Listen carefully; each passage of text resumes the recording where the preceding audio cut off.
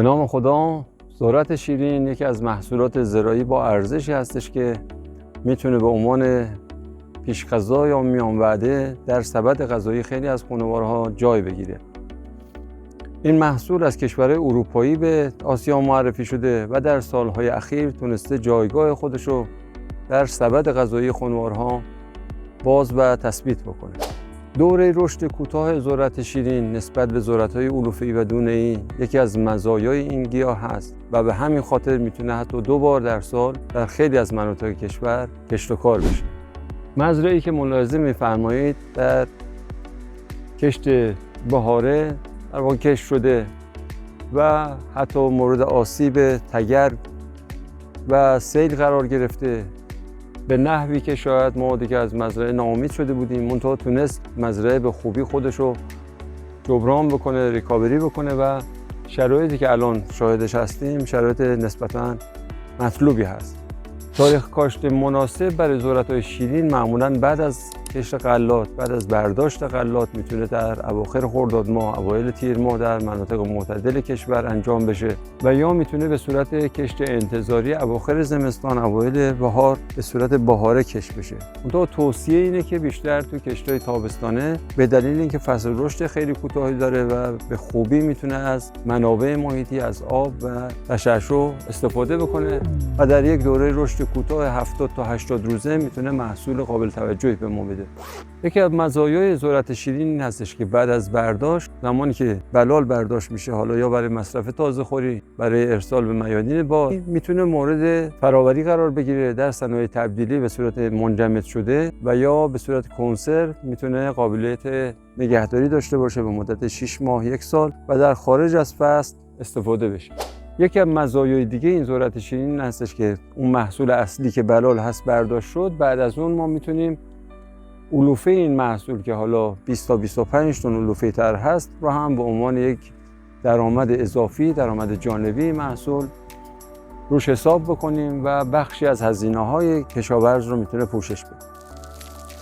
ذرت‌های شیرین یا فوق شیرین معمولاً اینا یکی از ویژگی‌هایی که دارن، روی بلال یک سری برگ‌های بلندی هست که وجه تمایز اینها با ذرت‌های علوفه‌ای و دانه‌ای است. میشه از روی اینها تشخیص داد که این ذرت شیرین هست یا نیست. و یکی هم فرم دونه ها که معمولا دونه های درشتری هستن، عمق دونه ها بیشتره و کیفیت دونه که خب کاملا این دونه ها کیفیت خوراکی دارن و برای مصرف انسانی هست، در حالی که ذرت‌های دانه‌ای، ذرت‌های علوفه‌ای اینها معمولا به مصرف طیور یا دام ها میرسن. یکی دیگه از مشکلاتی که حالا در ارتباط با ذرت شیرین ما باش درگیر بودیم در سالهای اخیر، همین قضیه نبود بذور داخلی، یعنی بذر هیبریدهایی که وارد میشد برای کشت ذرت شیرین، بذور هیبرید، بذور خارجی یا وارداتی بودن و با قیمت‌های خیلی بالا، با نوسانات دلار هم اینها تغییرات قابل توجهی داشتن به لحاظ قیمتی و هزینه زیادی رو به کشاورز برای تولید تحمیل میکرد. اما در کاری که ما انجام دادیم در مجموعه شرکت بهدان فناور بارسابا در طی 1 دهه به اصطلاح اخیر تونستیم به صورت در واقع مهندسی معکوس از هیبریدهای خارجی این والدین رو استخراج بکنیم. با مهندسی معکوس اینها رو در واقع سلفش کردیم، خالص‌سازی کردیم و درک کردیم، به هیبریدهایی رسیدیم که کاملا قابلیت رقابت به لحاظ کمی کیفی با ارقام هیبرید خارجی رو دارن.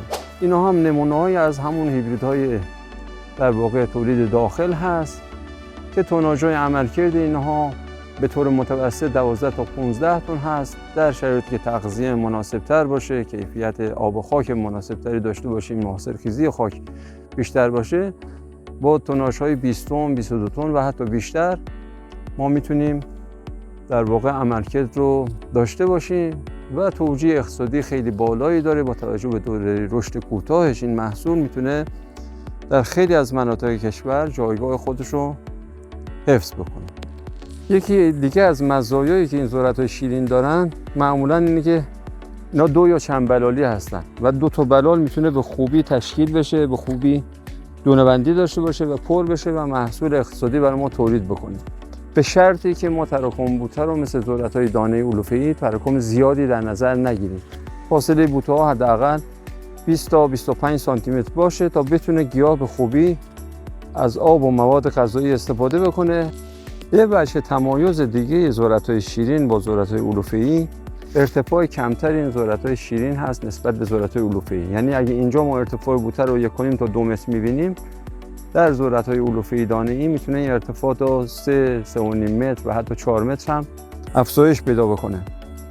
در ذرت‌های شیرین چون هدف برداشت همین بلال هست، خب هرچی سهم بلال در بوته بیشتر باشه بهتر به نفع کشاورز هست. ما در این بوته می‌بینیم که 2 تا بلال تشکیل شده. معمولاً ذرت‌های شیرین یا فوق شیرین اینا 2 بلالی هستن و بیش از 30% از وزن بلال رو هم دونه تشکیل میده. یعنی برای صنایع تبدیلی هم هر 3 کیلو بلال میتونه تبدیل به 1 کیلو دونه بشه که حالا یا به صورت کنسروی یا به صورت منجمد شده مورد استفاده قرار بگیره. بوته‌ای بوده که ما وزنش کردیم، اگه مثلا 1 کیلو وزن بوته بوده 700-800 گرم وزن بلال بوده. یعنی این به همین هدف در واقع مصرف بلالی، مصرف خوراکی اصلاح شده به نحوی که بتونه بلالهای درشتری داشته باشه و توناژ بیشتری رو در واقع عاید کشاورز بکنه.